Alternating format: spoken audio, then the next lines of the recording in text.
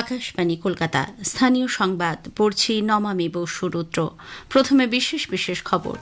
মুর্শিদাবাদের কর্ণসুবর্ণ স্টেশনের কাছে ট্রেনের ধাক্কায় পুলকারের 2 পড়ুয়া সহ 3 জনের মর্মান্তিক মৃত্যু হয়েছে। বেসরকারি মতে নিহতের সংখ্যা 5। গেটম্যান গ্রেপ্তার। মৃতদের পরিবার পিছু রেল মন্ত্রকের পক্ষ থেকে 10 লক্ষ টাকা আর্থিক সহায়তা দেওয়ার ঘোষণা। প্রধানমন্ত্রী নরেন্দ্র মোদী আজ ভিডিও কনফারেন্সিংয়ের মাধ্যমে নবরূপে সজ্জিত জলপাইগুড়ি রোড ও হলদিবাড়ি স্টেশনের উদ্বোধন করেছেন। বাঁকুড়ার মেজিয়ায় মুখ্যমন্ত্রী শুভেন্দু অধিকারী প্রায় 15,000 কোটির বিনিয়োগে একটি বেসরকারি ইস্পাত কারখানার নতুন ইউনিটের সম্প্রসারণের ভিত্তিপ্রস্তর স্থাপন করেছেন। রাজ্য বিধানসভায় বাজেট অধিবেশনের দ্বিতীয় পর্ব আজ শুরু হয়েছে। পশ্চিমবঙ্গ থেকে রাজ্যসভায় শূন্য হওয়া 3টি আসনে বিজেপি প্রার্থীরা বিনা প্রতিদ্বন্দ্বিতায় জয়ী হয়েছেন।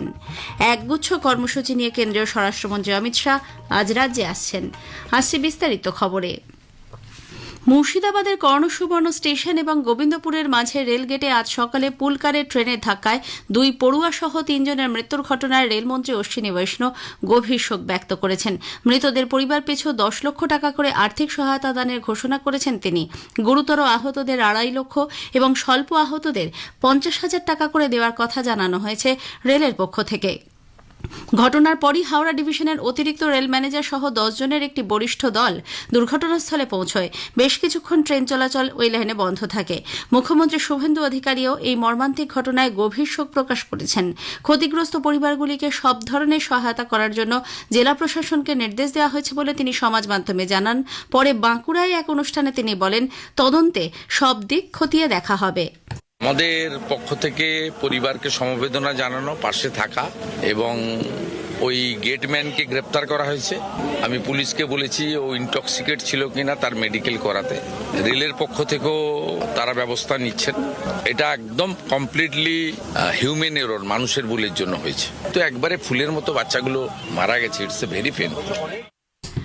মুর্শিদাবাদের বিধায়ক মন্ত্রী গৌরীশঙ্কর ঘোষ ইতিমধ্যে হাসপাতালে গিয়ে আহতদের শারীরিক অবস্থার খোঁজখবর নেন। সমগ্র পরিস্থিতির ওপরও নজর রাখছেন তিনি। পরে সমাজ মাধ্যমে তিনি জানান, রাজ্য সরকারের পক্ষ থেকেও মৃতদের পরিবার পিছু 5 লক্ষ টাকা করে আর্থিক সহায়তার ঘোষণা করা হয়েছে। এদিকে পূর্ব রেলের জেনারেল ম্যানেজার এক উচ্চ পর্যায়ের তদন্ত কমিটি গঠন করেছে। প্রিন্সিপাল চিফ সেফটি অফিসার এই কমিটির নেতৃত্ব দেবেন। একই সঙ্গে রেলের অপারেটিং, ইঞ্জিনিয়ারিং এবং সিগন্যাল অ্যান্ড টেলিকমিউনিকেশন বিভাগের 3 শীর্ষ আধিকারিকও এই কমিটিতে থাকবেন। অন্যদিকে এই ঘটনায় সংশ্লিষ্ট গেটম্যান অনুপ কর্মকারকে ইতিমধ্যে গ্রেপ্তার করা হয়েছে। কৌশিক মাল নামে আরেক কর্মীকে সাসপেন্ড করে তার বিরুদ্ধে শুরু হয়েছে তদন্ত। আগেই জানানো হয়েছে, আজ সকালে আপ নবদ্বীপ-ধাম এক্সপ্রেস চলে যাওয়ার পর গোবিন্দপুরের রেলগেটটি খুলে দেওয়া হয়। পড়ুয়া বোঝাই পুলকারটি রেলগেট পার হওয়ার সময় ওই লাইনে চলে আসে ডাউন নিমতিতা কাটোয়া প্যাসেঞ্জার ট্রেনটি। মুহূর্তের মধ্যে ট্রেনের ধাক্কায় দুমড়ে মুচড়ে যায় স্কুল গাড়িটি। ঘটনাস্থলে মৃত্যু হয় 2 স্কুল পড়ুয়া সহ এক স্থানীয় বাসিন্দার। রেলের তরফে 3 জনের মৃত্যুর কথা বলা হলেও বেসরকারি মতে মৃতের সংখ্যা 5। প্রধানমন্ত্রী নরেন্দ্র মোদী অমৃত ভারত স্টেশন প্রকল্পের আওতায় আজ ভিডিও কনফারেন্সিংয়ের মাধ্যমে নবরূপে সজ্জিত পুনর্নির্মিত স্টেশন আলিপুরদুয়ার ডিভিশনের জলপাইগুড়ি রোড এবং কাটিহাট ডিভিশনের হলদিবাড়ি স্টেশনের উদ্বোধন করেছেন। উত্তর পূর্ব সীমান্ত রেলের আওতাধীন জলপাইগুড়ি রোড স্টেশনের জন্য ব্যয় হয়েছে 34 কোটি 80 লক্ষ টাকা। অন্যদিকে হলদিবাড়ি স্টেশনের জন্য খরচ হয়েছে প্রায় 26 কোটি টাকা। স্টেশনগুলিতে রয়েছে আধুনিক যাত্রীবান্ধব পরিকাঠামো। বাঁকুড়ার মেজিয়ায় মুখ্যমন্ত্রী শুভেন্দু অধিকারী আজ একটি বেসরকারি ইস্পাত কারখানার নতুন ইউনিটের সম্প্রসারণে ভিত্তিপ্রস্তর স্থাপন করেন। প্রায় 15,000 কোটির বিনিয়োগে এই সম্প্রসারণের ফলে প্রত্যক্ষ ও পরোক্ষভাবে প্রায় 10,000 মানুষের কর্মসংস্থানের সুযোগ সৃষ্টি হবে। এই কারখানাকে কেন্দ্র করে একাধিক অনুসারী শিল্প গড়ে ওঠার সম্ভাবনাও রয়েছে। মুখ্যমন্ত্রী বলেন, পরপর বেশ কয়েকটি শিল্প কারখানা রাজ্য জুড়ে গড়ে উঠবে, 100 কোটি টাকার বেশি কাজ করবে। পুরনগর উন্নয়নমন্ত্রী অগ্নিমিত্রা পাল সহ একাধিক প্রশাসনিক কর্তারা সেখানে উপস্থিত ছিলেন। রাজ্য বিধানসভায় বাজেট অধিবেশনের দ্বিতীয় পর্ব আজ শুরু হয়েছে। অধিবেশনের শুরুতে প্রয়াত বিশিষ্ট ব্যক্তিদের প্রতি শ্রদ্ধা জানিয়ে অধ্যক্ষ রথীন্দ্র বসু শোক প্রস্তাব পাঠ করেন। এরপর 1 মিনিট নীরবতা পালন শেষে শোক প্রস্তাব গ্রহণের পর অধিবেশন আজকের মতো মুলতবি হয়ে যায়। এদিকে নিট কাণ্ডে কেন্দ্রীয় শিক্ষামন্ত্রী ধর্মেন্দ্র প্রধানকে অপসারণের দাবিতে যন্তর মন্তরে অনশনে বসা সোনাম ওয়াংচুকের সমর্থনে কালীঘাট তৃণমূল কংগ্রেসের বিধায়করা আজ বিধানসভায় ধর্ণা অবস্থানে বসেন। বিষয়টি নিয়ে আলোচনার জন্য তারা বিধানসভায় পয়েন্ট অফ অর্ডার তোলার আবেদন জানালে অধ্যক্ষ তা খারিজ করে দেন। এরপরই বি.আর. আম্বেদকরের মূর্তির সামনে অবস্থানে বসেন কুণাল ঘোষ, বিমান বন্দ্যোপাধ্যায়, শোভনদেব চট্টোপাধ্যায় সহ বেশ কয়েকজন বিধায়ক। দুদিন আগেই বিরোধী দলনেতা ঋতব্রত বন্দ্যোপাধ্যায়ের জোটে দেখতে পাওয়া তৃণমূল কংগ্রেস বিধায়ক মদন মিত্রকেও এই কর্মসূচিতে অংশ নিতে দেখা যায়। রাজ্যের বিধানসভা নির্বাচনের পর বিরোধী দলনেতা নির্বাচনে বিধায়কদের স্বাক্ষর জাল মামলায় তৃণমূল কংগ্রেস সাংসদ অভিষেক ব্যানার্জির রক্ষা কবচের মেয়াদ আরও 1 মাস বাড়াল কলকাতা হাইকোর্ট। বিচারপতি কৌশিক চন্দ্রের বেঞ্চে আগামী বৃহস্পতিবার ফের এই মামলার শুনানি হবে। এদিকে বিধানসভায় ঋতব্রত বন্দ্যোপাধ্যায়কে বিরোধী দলনেতা হিসেবে নির্বাচন করার বিরুদ্ধে কলকাতা হাইকোর্টে আজ মামলার শুনানি শেষ হয়েছে। 2 বিচারপতি শম্পা সরকার ও অজয় কুমার গুপ্তার ডিভিশন বেঞ্চ শুনানি শেষে রায়দান স্থগিত রেখেছেন। স্থানীয় সংবাদ শুনছেন আকাশবাণী কলকাতা কেন্দ্র থেকে। রাজ্যসভায় পশ্চিমবঙ্গ থেকে শূন্য হওয়া 3 আসনে বিজেপির প্রার্থীরা বিনা প্রতিদ্বন্দ্বিতায় জয়ী হয়েছেন। আজ বিধানসভায় সংশ্লিষ্ট রিটার্নিং আধিকারিক সুস্মিতা দেব, সুখেন্দু শেখর রায় ও প্রকাশ চিক বড়াইকের হাতে জয়ের শংসাপত্র তুলে দেন। উল্লেখ্য, কিছুদিন আগে এরা 3 জন তৃণমূল কংগ্রেস ছেড়ে বিজেপিতে যোগ দিয়েছিলেন। এরপরই তাদের দলের তরফে প্রার্থী মনোনীত করা হয়। এদিকে বিজেপির তৃণমূলীকরণ সম্ভব নয় বলে দলের রাজ্য সভাপতি শ্রমিক ভট্টাচার্য মন্তব্য করেছেন।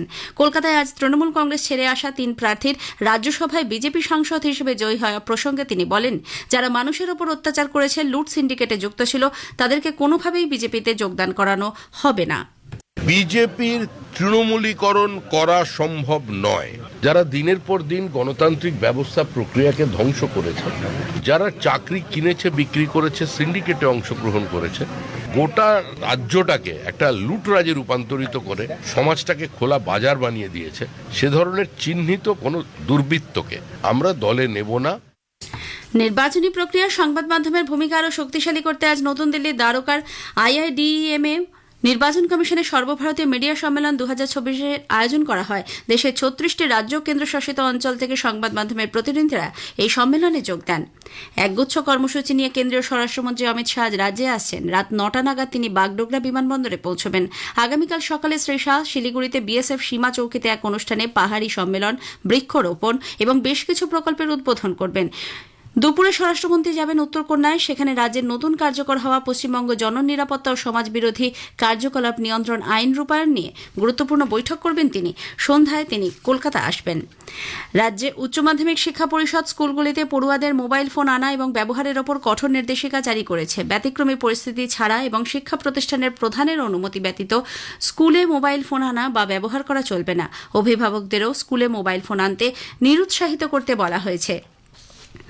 কোচবিহারের শীতলকুচির বড় কৈমারি গ্রাম পঞ্চায়েতের প্রাক্তন সহসভাপতি ফুলকি বর্মনের স্বামী বুলু বর্মন আজ 80 জন উপভোক্তার হাতে 2,20,000 কাটমানির টাকা ফেরত দেন। গ্রামবাসীদের অভিযোগ, আবাস যোজনার প্রথম কিস্তির টাকা থেকে গ্রামবাসীদের কাছ থেকে বেশ কয়েক হাজার টাকা তোলেন ওই তৃণমূল কংগ্রেস নেতা। বাসিন্দাদের চাপে তা ফেরত দিতে বাধ্য হলেন তারা।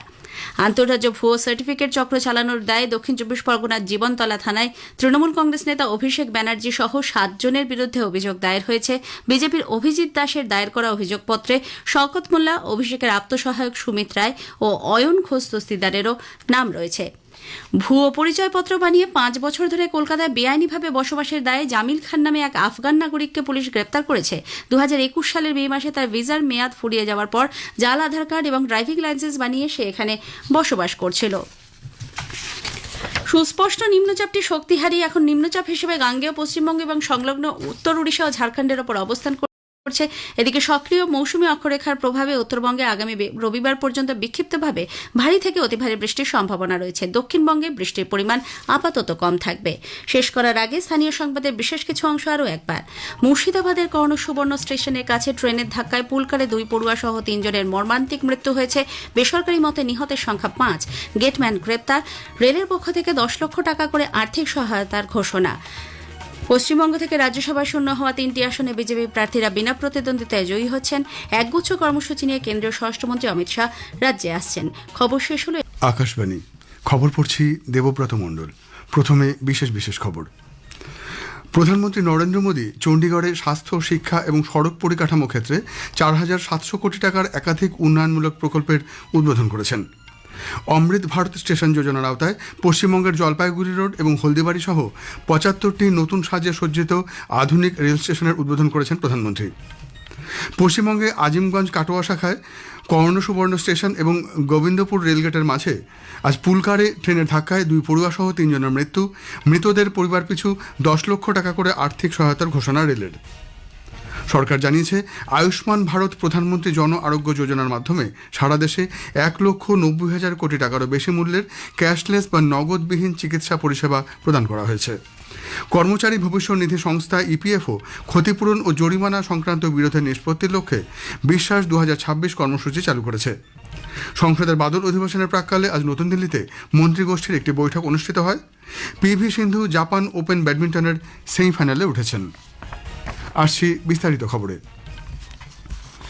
প্রধানমন্ত্রী নরেন্দ্র মোদী চণ্ডীগড়ে স্বাস্থ্য, শিক্ষা এবং সড়ক পরিকাঠামো ক্ষেত্রে 4,700 কোটি টাকার একাধিক উন্নয়নমূলক প্রকল্পের উদ্বোধন করেছেন। চণ্ডীগড়ে পাঞ্জাব ইঞ্জিনিয়ারিং কলেজ আয়োজিত এক অনুষ্ঠানে প্রধানমন্ত্রী 505 কোটি টাকা ব্যয়ে নির্মিত উন্নত মা ও শিশু সুরক্ষা কেন্দ্র জাতির উদ্দেশ্যে উৎসর্গ করেন। অনুষ্ঠানে প্রধানমন্ত্রী বলেন, এই উন্নয়নমূলক প্রকল্পের ফলে চণ্ডীগড়ের মানুষের জীবনযাত্রার পরিবর্তন হলেও এর সুফল শহরের গণ্ডি ছাড়িয়ে হরিয়ানা, পাঞ্জাব ও হিমাচল প্রদেশ পর্যন্ত পৌঁছে যাবে। এর আগে প্রধানমন্ত্রী হরিয়ানার জিন্দ স্টেশন থেকে শনিপথের মধ্যে চলাচলকারী ভারতের প্রথম হাইড্রোজেন ট্রেনের যাত্রা সূচনা করেছেন। সম্পূর্ণ দেশীয় প্রযুক্তিতে পরিবেশ বান্ধব এই ট্রেনটি তৈরি করা হয়েছে। এর ফলে ভারত, জার্মানি, জাপান, চীন এবং মার্কিন যুক্তরাষ্ট্রের মতো দেশগুলির সঙ্গে হাইড্রোজেন চালিত ট্রেন ব্যবহারকারী দেশগুলির সঙ্গে একই তালিকায় অন্তর্ভুক্ত হলো। এই উপলক্ষে আয়োজিত অনুষ্ঠানে প্রধানমন্ত্রী বলেন, ভারতের প্রথম হাইড্রোজেন চালিত ট্রেনের স্বপ্ন আজ সফল হয়েছে। স্বয়ংভর ভারত এবং সুস্থিত উন্নয়নের ক্ষেত্রে আজকের দিনটি অত্যন্ত তাৎপর্যপূর্ণ হিসেবে চিহ্নিত হয়ে থাকবে বলেও প্রধানমন্ত্রী জানান। भविष्य में जब भी हाइड्रोजन ट्रेन का जिक्र आएगा तो जिंद का, सोनीपत का, हरियाणा का नाम भी आएगा ही आएगा। मैं आप सभी को, पूरे देश को भारतीय रेल की आधुनिकता से जुड़े इस बड़े कदम के लिए बहुत बहुत बधाई देता हूं। রেলমন্ত্রী অশ্বিনী বৈষ্ণব বলেছেন, পরিচ্ছন্ন শক্তি এবং উদ্ভাবনের মাধ্যমে নির্মিত ভারতের প্রথম হাইড্রোজেন চালিত এই ট্রেন সুস্থিত বিকাশ এবং বিশ্বমানের রেল পরিকাঠামোর নজির হিসেবে গণ্য হবে।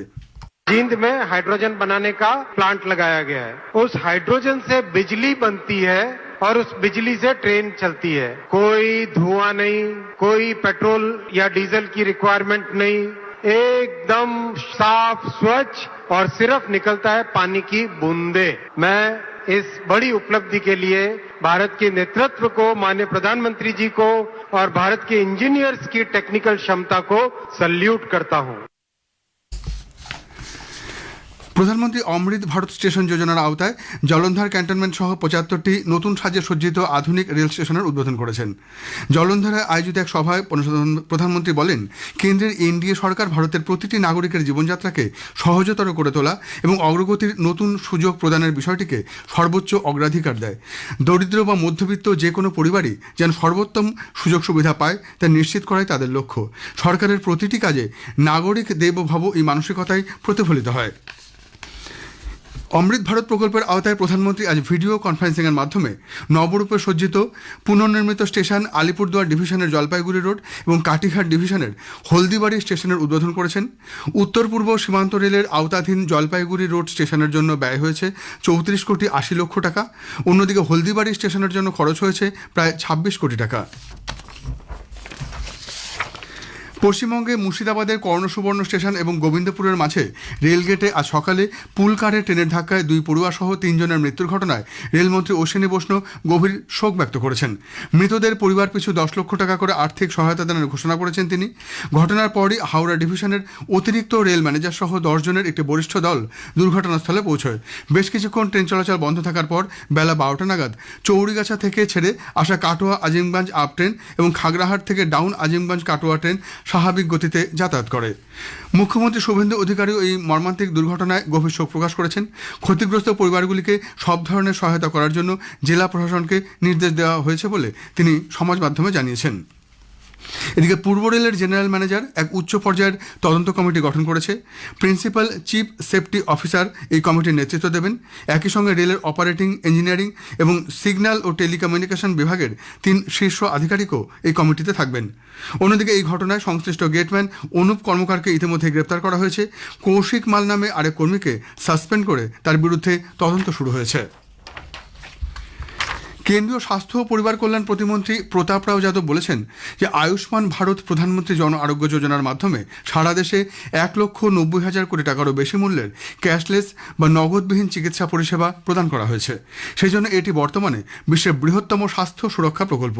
নতুন দিল্লিতে প্রধানমন্ত্রী জন আরোগ্য যোজনা এবং আয়ুষ্মান ভারত ডিজিটাল মিশনের বাস্তবায়ন সংক্রান্ত দুদিনব্যাপী জাতীয় পর্যালোচনা সভায় মন্ত্রী একথা জানান।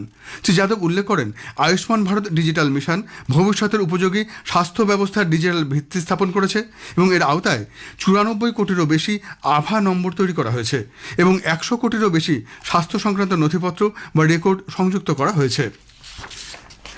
খবর শুনছেন আকাশবাণী থেকে।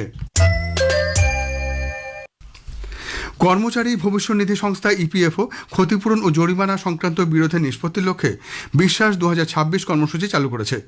শ্রম ও কর্মসংস্থান মন্ত্রক জানিয়েছে যে এটি একটি এককালীন বিরোধ নিষ্পত্তির প্রকল্প যা নিয়োগকর্তাদের স্বচ্ছ, সম্পূর্ণ ডিজিটাল এবং সময়ভিত্তিক প্রক্রিয়ার মাধ্যমে নির্দিষ্ট মামলাগুলি নিষ্পত্তির সুযোগ করে দেবে। বিজ্ঞপ্তি প্রকাশের তারিখ থেকে 6 মাস পর্যন্ত এই কর্মসূচি কার্যকর থাকবে। কর্মীদের স্বার্থ রক্ষা করার পাশাপাশি স্বেচ্ছায় নিয়ম মেনে চলাকে উৎসাহিত করা, আইনি বিবাদ কমানো এবং জরিমানা ও ক্ষতিপূরণ সংক্রান্ত দীর্ঘদিনের অমীমাংসিত বিরোধ দ্রুত নিষ্পত্তির উদ্দেশ্যে এই উদ্যোগ নেওয়া হয়েছে। বিশ্বাস 2026-এর আওতায় 14 জুন 2024-এর আগের সময়কালের বকেয়া বা ত্রুটির জন্য প্রযোজ্য ক্ষতিপূরণ ও জরিমানা উল্লেখযোগ্যভাবে কম হারে পুনরায় গণনা করা হবে। এই হার হবে 2 মাস পর্যন্ত বকেয়ার ক্ষেত্রে মাসিক 0.25%, 2 মাসের বেশি সময়ের বকেয়ার ক্ষেত্রে 0.50% এবং 4 মাসের বেশি সময়ের বকেয়ার ক্ষেত্রে মাসিক 1%। সংসদের বাদল অধিবেশনের প্রাক্কালে আজ নতুন দিল্লিতে মন্ত্রীগোষ্ঠীর একটি বৈঠক অনুষ্ঠিত হয়। বৈঠকে কেন্দ্রীয় মন্ত্রী অমিত শাহ, রাজনাথ সিং, রাজীব রঞ্জন সিং, কিঞ্জরাপ্পু রামমোহন নাইডু এবং কিরেন রিজিজু উপস্থিত ছিলেন। বৈঠকে নেতৃবৃন্দ আসন্ন বাদল অধিবেশনের জন্য কৌশল নির্ধারণ করেন। উল্লেখ্য, সংসদের বাদল অধিবেশন চলতি মাসের 20 তারিখ শুরু হয়ে আগামী মাসের 13 তারিখ পর্যন্ত চলবে। একগুচ্ছ কর্মসূচি নিয়ে কেন্দ্রীয় স্বরাষ্ট্রমন্ত্রী অমিত শাহ পশ্চিমবঙ্গে আসছেন। রাত 9টা নাগাদ তিনি বাগডোগরা বিমানবন্দরে এসে পৌঁছবেন। সেখান থেকে শিলিগুড়িতে বিএসএফ ফ্রন্টিয়ার মুখ্য কার্যালয়ে গিয়ে সেখানে রাত্রিবাস করবেন তিনি। আগামীকাল সকালে শ্রীশা শিলিগুড়িতে বিএসএফ সীমা চৌকিতে এক অনুষ্ঠানে পাহাড়ি সম্মেলন, বৃক্ষরোপণ এবং বেশ কিছু প্রকল্পের উদ্বোধন করবেন। দুপুরে স্বরাষ্ট্রমন্ত্রী যাবেন উত্তরকন্যায়। রাষ্ট্রপতি দ্রৌপদী মুর্মু এ মাসের 19 থেকে 25 তারিখ পর্যন্ত মলদোভা, নর্থ ম্যাসিডোনিয়া এবং রোমানিয়া সফরে যাচ্ছেন।